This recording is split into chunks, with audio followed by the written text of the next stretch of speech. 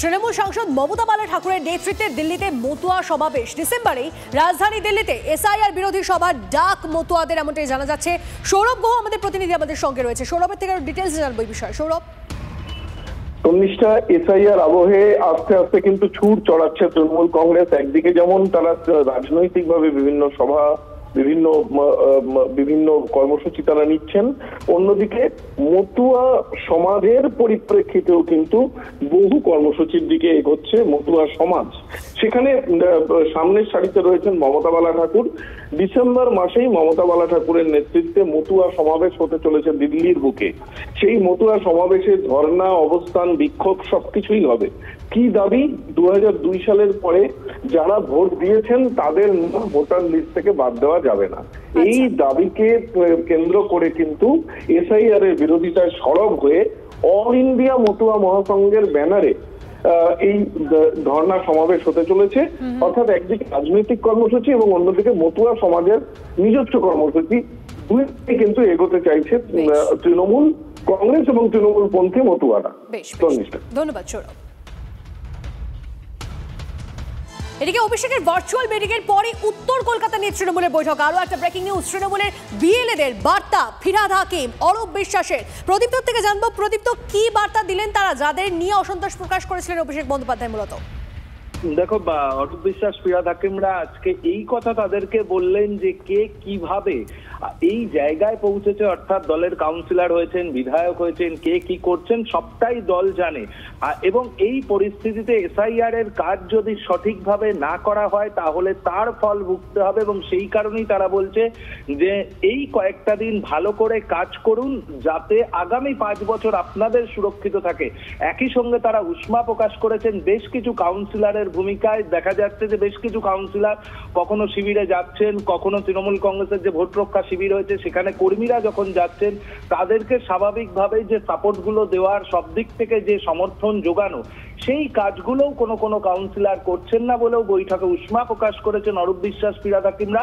আর যদিও উল্টো দিক থেকে, অর্থাৎ বৈঠকে থাকা অন্যান্য স্তর থেকে উঠে এসেছে যে টেকনিক্যাল অর্থাৎ প্রযুক্তিগত বেশ কিছু সমস্যার জন্য হয়তো কোথাও সঠিকভাবে কাজ করা যাচ্ছে না। সেক্ষেত্রে তৃণমূল কংগ্রেসের যে পরামর্শদাতা সংস্থা রয়েছে তারা বলেছে তাদেরকে তৎক্ষণাৎ জানালে তারা গোটা বিষয়টি সঙ্গেই একটা সমাধান করার চেষ্টা করবে। এহেন পরিস্থিতির মধ্যে যে অভিষেক বোঝা যাচ্ছে। ধন্যবাদ।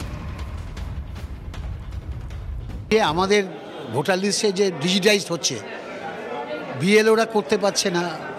বিএলওরা অলরেডি তারা অনেকেই মানসিক চাপে বিপর্যস্ত। সেই জন্যে যত ফর্ম জমা পড়েছে সে তুলনায় ইলেকশন কমিশন ডিজিটাইজ করাতে পারছে না। অতই দেখা যাচ্ছে ফর্ম জমা পড়েছে প্রায় 90%। একটা বিধানসভা কেন্দ্রে 95% ধরছে, কিন্তু ডিজিটালাইজড হয়েছে 40%, 45%। তো সেইটা নিয়ে আমাদের যে বিএলও 2 আছে যারা পার্টির তাদের করণীয় কি, তারা বিএলওকে কীভাবে সাহায্য করবে, ইলেকশন কমিশনে ইআরওর সাথে কিভাবে কথা বলবে, এবং আমাদের বুথ লেভেলে বিএলওরা তার সাথে দলের কর্মীরা সহযোগিতা করে মানুষকে সহযোগিতা করা যাতে মানুষের নামগুলো যথার্থ ওঠে, এই কাজগুলো নিয়েই বিস্তারিত আলোচনা হয়েছে। ভোটার তালিকার খসড়া বেরোলে দেখবেন কি ভয়ঙ্কর অবস্থা। ভোটার তালিকার বিশেষ টিভির সমীক্ষা নিয়ে এই আশঙ্কা খোদ মুখ্যমন্ত্রীর। কৃত্রিম বুদ্ধিমত্তা বা এআই এর প্রয়োগ নিয়ে চাঞ্চল্যকর দাবি করেছেন তিনি। এই ইস্যুতে আবার পাল্টা মুখ্যমন্ত্রীকে কটাক্ষ করেছেন বিরোধী দলনেতা। প্রথমে শুনুন মুখ্যমন্ত্রী ঠিক কি বলেছেন, তারপর বিরোধী দলনেতার বক্তব্য। আমের জায়গায় শাম চলে যাচ্ছে, শ্যামের জায়গায় যদু চলে যাচ্ছে। ড্রাফট লিস্ট বেরোলে দেখবেন কি ভয়ঙ্কর ভয়াবহ অবস্থা। আবার এখন আর্টিফিশিয়াল ইন্টেলিজেন্স, ধরুন আমি মমতা ব্যানার্জি এবং আমার ভোটার লিস্টের সাথে কি করছে, আর একটা মমতা ব্যানার্জির নাম রেখে দিচ্ছে। ফলে অরিজিনাল মমতা ব্যানার্জি যখন ভোট দিতে যাবে তখন দেখবে disallow, she is not original, আর্টিফিশিয়ালটা অরিজিনাল হয়ে গেছে। ওটা উনি করেন এআই দিয়ে, আমাদের ছবি পোস্ট করেন ব্যঙ্গ করে। ওই একটা লম্পট আছে, 3 বাচ্চার বাপ, তৃণমূল ছাত্র পরিষদের নেতা, ও আমার ছবি করেছিল। গতকাল থেকে তরুণ জ্যোতি তেওয়ারিকে নিয়ে নোংরা পোস্ট করছে এআই করে। ওটা ওরা করে, ওই কালচারটা ওদের, ভারতীয় জনতা পার্টির কালচার নয়। বিএলও শব্দটার সঙ্গে বঙ্গের পরিচয়টা গাঢ় হয়েছে এসআইআর পর্বে। স্যারের ক্লাসে অনেকে বিএলওর পারফরমেন্সই নজর কাড়া। কমিশনের নজরে হিরো। এমনই এক হিরোর গল্প এবার আপনাদের দেখাবো। চাপ বা চোট কোনোটাই যার শিরদালায় চির ধরাতে পারেনি। প্রচুর কাজ করেছেন বিএলও যেটা আছে, প্রচুর খাটনি করেছেন বিএলও যেটা আছে, অ্যান্ড বিএলও যে আছে ও অ্যাকচুয়ালি যে আছে আমাদের এসআইআর এসএসআই হিরো আছে। রাজ্যের মুখ্য নির্বাচনী আধিকারিকের এই মন্তব্য শুনে অনেকেই বিভ্রান্ত হয়েছিলেন, কারণ মনোজ আগরওয়াল যখন এই মন্তব্য করছেন তখন তার অফিসের বাইরেই কিছু বিএলও ধর্নায় বসে। তাহলে কাদের হিরো বলছেন মুখ্য নির্বাচনী আধিকারিক? প্রশ্নের উত্তর রাজ্যের দিকে দিকে ছড়িয়ে। কাজের চাপ নিয়ে বিক্ষোভ, অসুস্থতার অভিযোগ, আত্মহত্যার অভিযোগ যেমন উঠছে, তেমনি একটা বিরাট অংশের বিএলও মাঠে ময়দানে হিরোগিরিও করছেন। এই যেমন ক্যানিংয়ের সিন্টু রাউত। এসআইআরের কাজ শুরুর কিছুদিন আগে দুর্ঘটনা, শিরদাঁড়ায় চোট, সোজা হয়ে হাঁটতেও কষ্ট, কিন্তু কাজে না করেননি, চিঠি লিখে অব্যাহতিও চাননি। শিরদাঁড়ার চোট আর মনের জোর নিয়ে বেরিয়ে পড়েছেন। সঙ্গী একটা টোটো। সাহায্যের জন্য ছেলেকে সঙ্গে রেখেছেন, বাড়ি বাড়ি গিয়ে এনুমারেশন ফর্ম দিয়েছেন। এখন সেই ফর্ম সংগ্রহ করছেন, আপলোড করছেন। কোনো ভোটার সমস্যায় পড়লেই বাড়িয়ে দিচ্ছেন সাহায্যের হাত।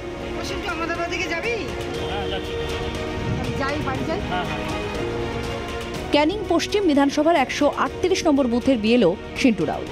বুথে ভোটার সংখ্যা 1113। সবার দরজায় পৌঁছে গেছেন সিন্টু। চোট তো শরীরে, মনে নয়।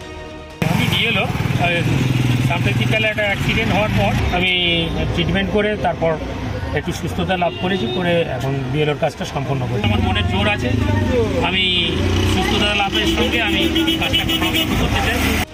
আহত বিএলও টোটোয় চেপে গোটা এলাকা চষে ফেলছেন, অজুহাত খুঁজছেন না। ভোটাররাও খুশি বিএলওর হিরোগিরিতে। মানে এই যে অসুস্থ, কোমরে বেল্ট, মানে কোমর ভাঙা, এই সত্ত্বেও কাজ করছে, কি বলবেন? না, ভালোভাবেই কাজ করছে।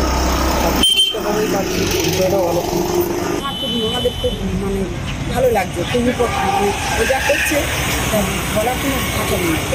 সিন্টু রাউত প্রমাণ করছেন, সিন্টু রাউতরা প্রমাণ করছেন চাপের অসুখটা আসলে মনে। ক্যানিং থেকে অভিজ্ঞান নস্করের রিপোর্ট, TV9 বাংলা। জলপাইগুড়ির মূর্তি পর্যটন কেন্দ্রে বেসরকারি রিসর্টে ঢুকে পড়ল হাতি। আতঙ্কে ছড়াছড়ি পর্যটকদের। রিসর্টের মধ্যে হাতি হেঁটে বেড়াতে দেখে আতঙ্ক ছড়ায় পর্যটক ও কর্মচারীদের মধ্যে। একটি নির্মীয়মান প্যান্ডেলও ভেঙে দেয়, গুড়িয়ে দেয় সেই হাতিটি। সেই ছবি এই মুহূর্তে দেখছেন রনি, আমাদের প্রতিনিধি আমাদের সঙ্গে রয়েছে। রনি, আর ঠিক কিভাবে তাণ্ডব চালায় সেই হাতি, কি অবস্থা হয়? দেখো তনিষ্ঠা, যেমনটা জানা গিয়েছে, ডুয়ার্সের মূর্তি রিসর্ট এবং মূর্তি এলাকার একটি বেসরকারি রিসর্টে ঢুকে পড়ে দলছুট হাতিটি এবং ঢুকে পড়ে সেখানে রীতিমতো তাণ্ডব চালায় এবং সেই রিসর্টের ভেতরেই একটি অস্থায়ী নির্মায়মান প্যান্ডেল ছিল, সেটিকেও ভেঙে দেয় দলছুট হাতিটি এবং যার ফলে রীতিমতো আতঙ্ক ছড়িয়ে পড়ে মানুষের মধ্যে। প্রায় রাতেই কিন্তু হাতির দল ঢুকে পড়ছে লোকালয়ে ধানের লোভে, কারণ এই সময় ধান কেটে ক্ষেতের উপরে ফেলে রাখা হয়েছে, সেই লোভেই কিন্তু হাতিটি ঢুকে পড়েছিল সেখানে বলে অনুমান করা হচ্ছে। তবে এই হাতি রিসর্টের মধ্যে ঢুকে পড়ায় রীতিমতো আতঙ্কিত হয়ে পড়েন সেখানকার পর্যটকেরা। তবে এই মুহূর্তে কিন্তু সেখানে বনকর্মীরা পৌঁছেছেন এবং হাতিটিকে কিন্তু জঙ্গলে ফেরানোর চেষ্টা শুরু করেছে। বেশ, ধন্যবাদ। আলিপুরদুয়ারের বিজেপি সাংসদ মনোজ টিগ্গার বাড়ির সামনে বুনো দাতালের মর্নিং ওয়াক। বীরপাড়ায় সাংসদের বাড়ির সামনেই দেখা গেল দুটি হাতিকে। সাংসদের বাড়ির সিসিটিভিতে ধরা পড়েছে সেই ছবি, যে ছবি দেখছেন আপনারা।